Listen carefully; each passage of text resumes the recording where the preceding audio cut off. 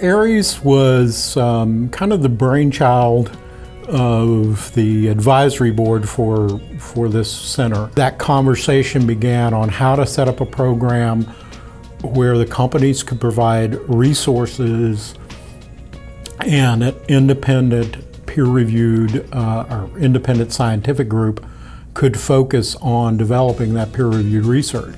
I've found from working in the energy industry that most of the people that I work with or that I've come in contact with are locals like me. They grew up in the area, they work in the area, they fish in the area, and they live in the area.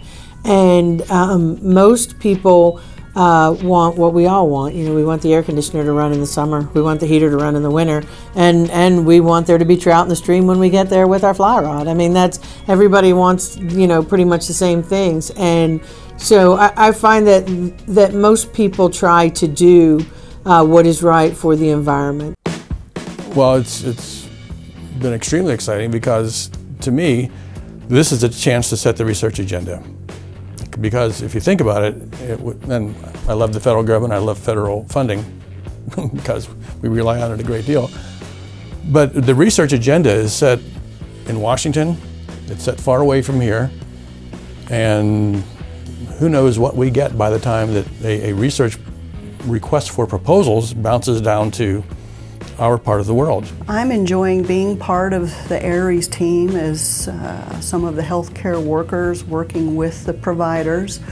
So we need that basic science, that evidence basis to say, yes, the water is a major concern, yes, the air is a major concern. And we have been identifying those other factors, the smoking, the poverty. We'll be doing another more extensive study on the economic factors. I'm not an economist, so I'm looking for help on that, which is on the horizon, so that's great. The objective of the research project is to identify all the relevant factors that can lead to an unplanned discharge to the surface. So if we're able to do that, then I would say going forward, there should be a very, very low risk of that occurring in a new mine design or mine layout that would be put in place and approved in the permitting process. So that's the hope, that we can eliminate these things from occurring in the future. So we would certainly like to contribute to setting some responsible measures and regulation or standards. You know, we really rely on these resources. They're really important, and I think something that we'd like to do as a community, and the industry is making strides to do this too, is account for maybe things we don't understand. I think that's what's going on here, and that's what Aries is a good representation of. There's a lot of laws coming down that are basically going to limit the amount of carbon that we can produce in the United States. There's been protocols throughout the world's history, so a lot of countries have limited how much carbon they can produce, and we're seeing that in the US as well, with new laws coming down on power plants, basically limits of how much CO2 they can produce. The science is broadly applicable, not just to mining and energy development, which is what the focus of the program really has been on.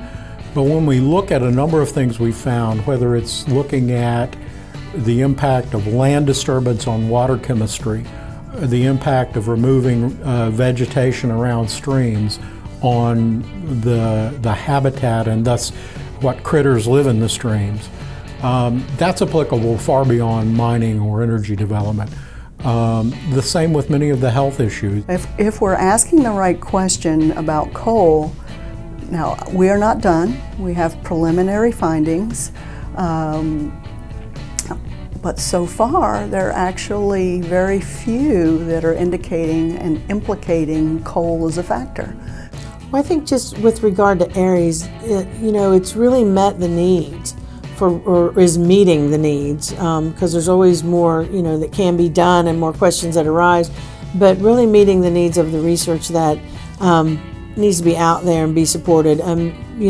Regulatory agencies, they do what they can with the data that are out there, and but somebody's got to be out there generating the data. And Aries has really provided that onus for, the energy sector. In doing this study, there are a number of really interesting problems that are emerging, I would say.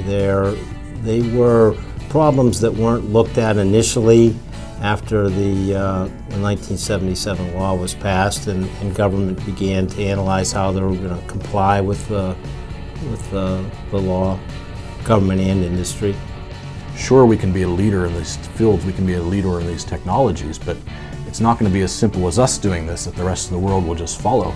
They may just look at us and say, well, thank you, we'll produce cheaper electricity than you can now. So it's those things that kind of scare me, is that we're going down this path where we're basically going to have only one option. I think we're just beginning. And I think we're at a very exciting point now where if we take it the next step, we really will be able to demonstrate some of the cost-benefit relationships that I've been talking about. And in my experience, you really have to have a full-size demonstration of a technology, particularly an environmental technology, before people believe it.